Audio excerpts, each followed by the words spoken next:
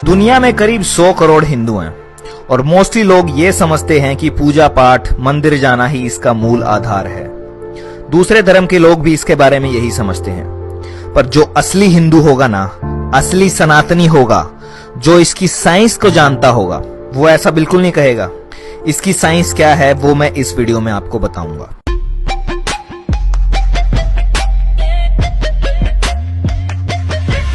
इसकी साइंस इतनी गहरी है कि दुनिया भर के बड़े बड़े क्वांटम फिजिसिस्ट, मॉडर्न साइंटिस्ट ने हिंदुइज्म के वेद उपनिषद पढ़े हैं, अध्ययन किया है, जिसमें एल्बर्ट आइंस्टाइन से लेके Niels Bohr, Erwin Schrödinger, Werner Heisenberg और निकोला टेस्ला का नाम भी आता है। इन्होंने अपने टाइम में वेदांता फिलॉसफी पढ़ी थी। हिंदुइज्म का असली नाम है सनातन धर्मा। धर्मा का मतलब यहाँ पे रिलीजन से नहीं है, धर्मा का मतलब यहाँ पे है नियम, कुछ लॉज। उन लॉज के बारे में बात कर रहा है जो फिजिकल नहीं है, बट उनके हिसाब से सबकी लाइफ गवर्न होती है। हिंदुइज्म तो नाम इसलिए पड़ गया क्योंकि ये दुनिया की सबसे पुरानी सभ्यता से शुरू हुआ था। इंडस वैली सिविलाइजेशन, सिंधु घाटी सभ्यता, जो कि एक नदी के किनारे थी जिसका नाम था सिंधु नदी। और क्योंकि यहाँ रहने वाले लोग हिमालय और इंदु सागर, इंडियन ओशन के बीच में जो लोग रहते थे, उनको बाहर वाले लोगों ने हिंदू बोलना शुरू कर दिया, तो वहां से नाम पड़ गया हिंदुइज्म। अब इसकी खास बात क्या है? इसकी खास बात यह है कि अगर तुम 10 हिंदुओं को खड़ा कर दोगे और उनसे पूछोगे कि भाई तुम किस चीज में बिलीव करते हो, तो आपको 10 अलग अलग जवाब मिलेंगे, डिफरेंट फॉर एवरी पर्सन। क्यों? क्योंकि कोई भी इसका एक सिंगल फाउंडर नहीं है, लाइक अदर रिलीजन्स। इसमें कुछ लोग किसी चीज में मानते हैं, कुछ लोग किसी चीज में मानते हैं, डिफरेंट कल्चर्स हैं, ज्योग्राफिकल लोकेशंस के हिसाब से भी ये डिफर करता है।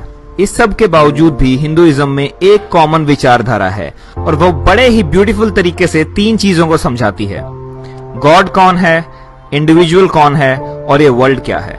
तो वो ऐसे है कि एक ब्राह्मण होता है, ब्राह्मण, इसको जाति वाला ब्राह्मण मत समझना, वो अलग है, वो कास्ट है। और ब्रह्मा भी मत समझना, क्रिएटर, वो भी अलग है, BRAHMAN। एक ब्राह्मण होता है ऑल परवेडिंग एनर्जी, जो सब कुछ है, वहीं से शुरुआत है और वहीं से अंत है। वो ना कभी आया और ना कभी गया, वो हमेशा है। True reality of things.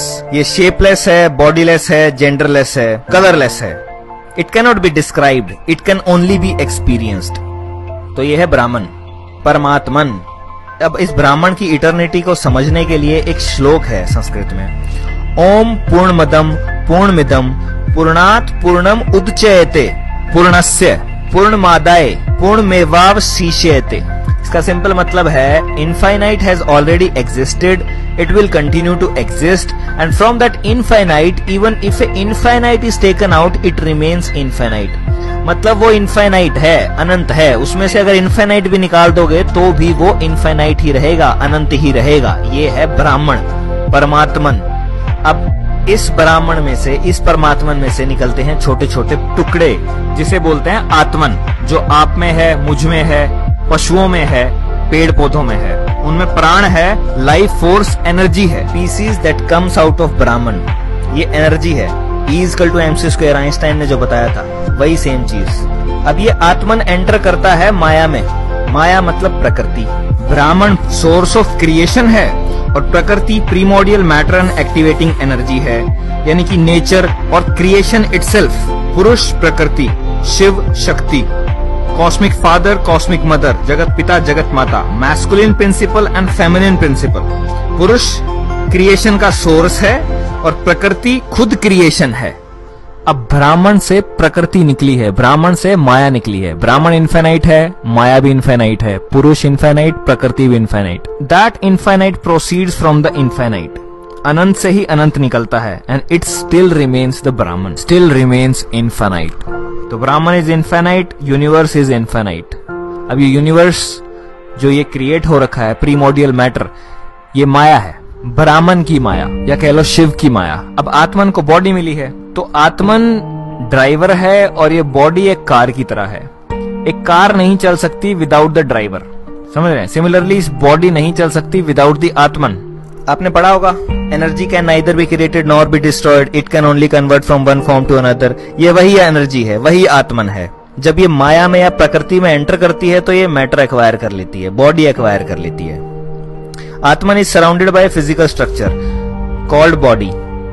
अब आत्मन अपने आप को रिवील करती है कॉन्शियसनेस के थ्रू, चेतना के थ्रू, और ये कॉन्शियसनेस या चेतना इंटरेक्ट करती है बॉडी के साथ, बॉडी इंटरेक्ट करती है माया के साथ, प्रकृति के साथ। और ये इंटरेक्शन होता है 3 तरीकों से, या सात्विक गुणों से, या राजसिक गुणों से, और या तामसिक गुणों से। हर इंटरेक्शन में कर्म जनरेट होता जाएगा। अच्छा सोचोगे, अच्छा करोगे तो पॉजिटिव कर्म जनरेट होगा, और बुरा करोगे, बुरा सोचोगे तो नेगेटिव कर्म जनरेट होगा। अब ये जो आत्मन है, एनर्जी है, इसके लिए श्लोक है जो गीता में कृष्ण ने बोला है, नैनम छिदंती शस्त्राणि नहनम दहती पावक न चैनम क्लदयन्ते आपो न शोषयति मारुत। ना शस्त्र आपको काट सकता है, ना अग्नि आपको जला सकती है, ना जल आपको गीला कर सकता है, और ना ही हवा आपको सुखा सकती है। आत्मा अमर है, अजर है, सर्वज्ञ है, सनातन है। जिस तरह से हम कपड़े बदलते हैं, उसी तरीके से आत्मा एक शरीर छोड़कर नया शरीर धारण कर लेती है। और जब ये आत्मन माया में एंटर करता है तो इस माया के अंदर आपका साइकिल स्टार्ट हो जाता है कर्म का। मतलब इस रेक्टेंगल के अंदर लिखा हुआ है लॉ ऑफ कर्मा। मतलब आत्मन ने यहाँ पे एंटर किया और उसका कर्म साइकिल स्टार्ट हो गया। यहाँ से यह आत्मन ने माया में एंटर किया, यहाँ पे जन्म हुआ, birth, disease, old age, death, birth, disease, old age, death, birth, disease, old age, death. ये चलता रहेगा, चलता रहेगा, चलता रहेगा, चलता रहेगा। बार बार जन्म होता रहेगा, बार बार मरते रहेंगे, बार बार जन्म होता रहेगा, मरते रहेंगे। ये इसकी कोर फिलोसफी है।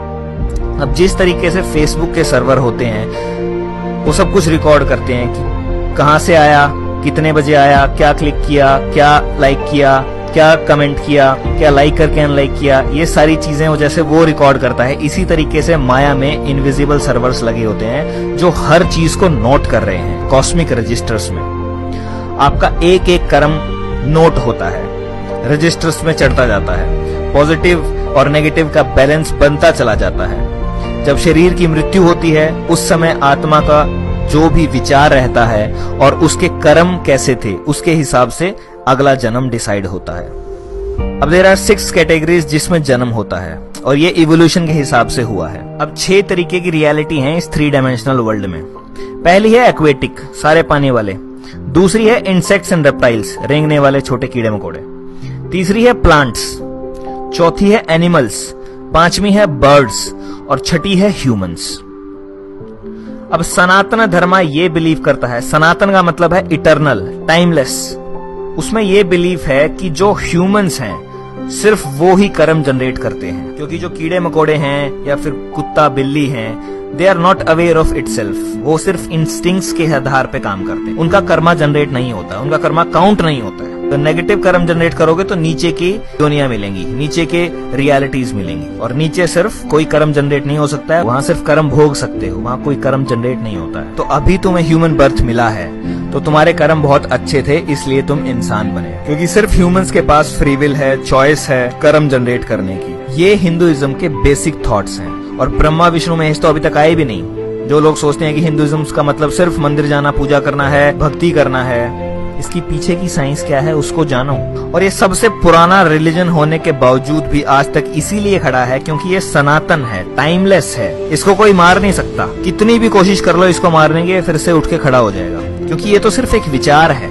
और यही एक रीजन है कि ये आज तक भी जिंदा है। बाकी कितने धर्म आए और खत्म हो गए, बट ये आज भी सबसे पुराना होने के बावजूद भी 100 करोड़ लोग इसे फॉलो करते हैं। चलो आगे बढ़ते हैं। अब आत्मा के कर्म के हिसाब से अगला जन्म मिलता है। तो अब जो ह्यूमन लाइफ मिली है, इसमें अच्छे कर्म कर लो, वरना नीचे जाओगे। अपना कार्मिक बैलेंस सुधार लो, और नीचे जाओगे तो केवल बुरे कर्म खत्म होते जाएंगे, नए कर्म अन नहीं हो सकते क्योंकि चॉइसेस नहीं है। और अगर आत्मा के कर्म अच्छे हैं तो आपको ये सेंट्रल फिलॉसफी समझ में आएगी। तो कुछ नॉलेज एक्वायर करने के बाद और कुछ स्क्रिप्चर्स पढ़ने के बाद आपको ये समझ में आएगा कि आप एक साइकिल में फंस गए हैं, आपकी डेस्टिनी कहाँ है। तब आप पूरी पावर लगाएंगे इस साइकिल से बाहर निकलने के लिए और अल्टीमेटली मोक्ष अटेन करने के लिए। और मोक्ष सिर्फ मरने के बाद अटेन नहीं होता है, मोक्ष यहाँ रहते रहते मिल जाता है। जब आप ये अच्छे कर्म और बुरे कर्मों से ऊपर उठ जाते हैं, निष्काम कर्म करने लग जाते हैं, तो आपको यहाँ रहते रहते मोक्ष मिल जाता है। आपको ये रियलाइजेशन हो जाता है कि आप आत्मा हैं, और ये रियलाइजेशन हो जाता है कि आत्मा ही परमात्मा है। अद्वैत वेदांता के अकॉर्डिंग तत्त्वम असि, दैट दो आर्ट, मतलब आत्मन इज ब्राह्मण, आत्मा ही परमात्मा है, उसी का हिस्सा तो है, वही तो है। और मोक्ष अगर मिल गया तो आप वापस चले जाएंगे ब्राह्मण के पास, जहां से आप आए थे, परमात्मन के पास, which is the reality of all human beings. But हर कोई इस चीज के लिए अवेयर नहीं हो सकता। जो अवेयर नहीं हो सकता उनके लिए endless cycle of birth death चलता रहेगा। अब ये क्यों हो रहा है? बिकॉज दिस संसार, this world is a Maya, temporary material reality which confuses आत्मन। ये माया आत्मा को कंफ्यूज कर देती है और ये टेम्परेरी मटेरियल रियलिटी है, ये सच्चाई नहीं है। माया का मतलब है दैट विच इज नॉट, जो है ही नहीं।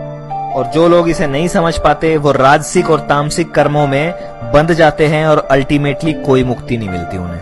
अब एक तरफ तो ये चल रहा है, दूसरी तरफ ये यूनिवर्स खुद से क्रिएट होता है, नर्चर होता है और डिस्ट्रॉय होता है। This has been discovered by 21st century scientist. Big bang, universe expansion and then big crunch. But ये नॉलेज तो हिंदुओं ने 10,000 साल पहले निकाल दी थी कि यूनिवर्स क्रिएट होगा, एक्सपैंड होगा और अल्टीमेटली डिस्ट्रॉय हो जाएगा, अगेन क्रिएट होगा, एक्सपैंड होगा और अल्टीमेटली कोलैप्स हो जाएगा। माया हिस्सा है इस यूनिवर्स के बनने, बढ़ने और बिगड़ने का। संसार, माया, जो इस ब्रह्मांड के अंदर है वो 4 साइकिल्स के अंदर चल रहा है। सतयुग, त्रेता युग, द्वापर युग, कलयुग, जिसकी रेशो 4:3:2:1 की है, कि जितना टाइम कलयुग का लगेगा उससे 4 गुना सतयुग का होगा, 3 गुना त्रेता का होगा और 2 गुना द्वापर का होगा। अब ये चक्रियां चल रही हैं, इन चक्रियों के अंदर आत्मन की चक्रियां चल रही हैं, लाइफ एंड डेथ की, life and death, life and death, life and death. तो 2 चीज कंटिन्यूअसली इसके अंदर साथ के साथ चल रही हैं। बड़ा युगा साइकिल चल रहा है, यूनिवर्स बन रहा है, बढ़ रहा है, बिगड़ रहा है, और साथ के साथ माया के अंदर आत्मन के साइकिल चल रहे हैं। एक और अच्छी इंफॉर्मेशन मैं आपको दे देता हूं कि 2012 में ये कलयुगा खत्म हो चुका है और हम दोबारा से द्वापर, त्रेता और सतयुग की तरफ जा रहे हैं। और जो ये टाइम है 2012 से 2032 का, ये अवेकनिंग का टाइम है, जिसके अंदर इस प्लैनेट के ऊपर कॉन्शियसनेस के अंदर बहुत तगड़ा शिफ्ट आ रहा है, जिसकी वजह से लोग अवेक हो रहे हैं और लोग रियलाइज कर पा रहे हैं कि वो एक्चुअली में क्या है, आत्मन है। सब आत्मन है और सब एक हैं। चाहे आप किसी भी धर्म को मानने वाले हों, बट अल्टीमेटली हम सब एक हैं। यही एक रीजन है कि कभी भी हिंदुइज्म ने किसी को कन्वर्ट नहीं किया, क्योंकि वो जानते थे कन्वर्ट क्या करना, सब एक ही तो है। चाहे वो माने किसी भी चीज को, बट ट्रुथ को चेंज नहीं किया जा सकता, वो एक ही है। तो सिंपली ये बोल रहा है कि आपकी लाइफ आपके कर्म पे डिपेंड करती है, जैसे कर्म करोगे उसके हिसाब से आपको रिजल्ट मिल जाएंगे। अब इस कंसेप्ट के सिमिलर टर्म्स पे एक मूवी बनी है जिसका नाम है मैट्रिक्स, जिसने इस रियलिटी को ही क्वेश्चन कर दिया कि रियल क्या है, जिसके अंदर नियो, जिसका मतलब है वन, NEO, मॉर्फियस नियो को यही समझा रहा है पूरी मूवी में कि तुम एक एंडलेस साइकिल के अंदर फंस गए हो, तुम मैट्रिक्स में फंस गए हो, माया में फंस गए हो और इस साइकिल से निकलना है। तो जब नियो एनलाइटनमेंट अचीव करता है, वो गोलियों को रोक देता है अपनी तरफ आते हुए, सब कुछ कर देता है, वो पता नहीं ऐसी ऐसी चीजें कर सकता है जो ह्यूमनली पॉसिबल ही नहीं है, जो या तो कृष्णा ने अपने टाइम में की थी या राम ने अपने टाइम में की थी। और इस कंसेप्ट को समझने के बाद जब आप वो मैट्रिक्स मूवी देखेंगे तो आपको और क्लियरली समझ में आएगा कि ये कंसेप्ट भी और वो मूवी भी। तो एक संस्कृत में सेइंग है, ब्राह्मण सत्य जगत मिथ्या, means Brahman is real and this world which you experience through your senses is just myth। तो जिस दिन आपको ये आत्मा का बोध हो गया, उस दिन आपको मोक्ष अटेन हो गया, आपके ये सारे के सारे भ्रम टूट जाएंगे और आप समझ जाओगे कि आपके अंदर ही है वो ब्राह्मण, आपके अंदर ही है वो परमात्मा। अहम ब्रह्मास्मि जो सिखाया जाता है वो यही है कि तुम ही हो ब्राह्मण, तुम्हारे अंदर ही है सब कुछ, उसे कहाँ बाहर ढूंढ रहे हो, बाहर नहीं मिलेगा, वो अंदर ही मिलेगा। तो इसकी समरी क्या है? इसकी समरी है that you are a spiritual being having a temporary human experience here on earth. मतलब आप एक स्पिरिचुअल बीइंग हैं और टेम्परेरली इस धरती पे एक इंसानी रूप में अपने जीवन को जी रहे हैं। आप किसी रेस के नहीं हो, किसी देश के नहीं हो, किसी भेष के नहीं हो, you are just a part of that Brahman. अब मैं चाहता हूं कि आप हर किसी को जगाएं, हर किसी के साथ इस वीडियो को शेयर करें और आपको क्या लगता है इस वीडियो के बारे में और इस फिलॉसफी के बारे में प्लीज कमेंट करके मुझे बताएं। अगर किसी चीज पे आपको डाउट है तो मैंने डिस्क्रिप्शन में लिंक दिए हैं, आप उन पे जाके फर्दर रिसर्च कर सकते हैं। अगर ये वीडियो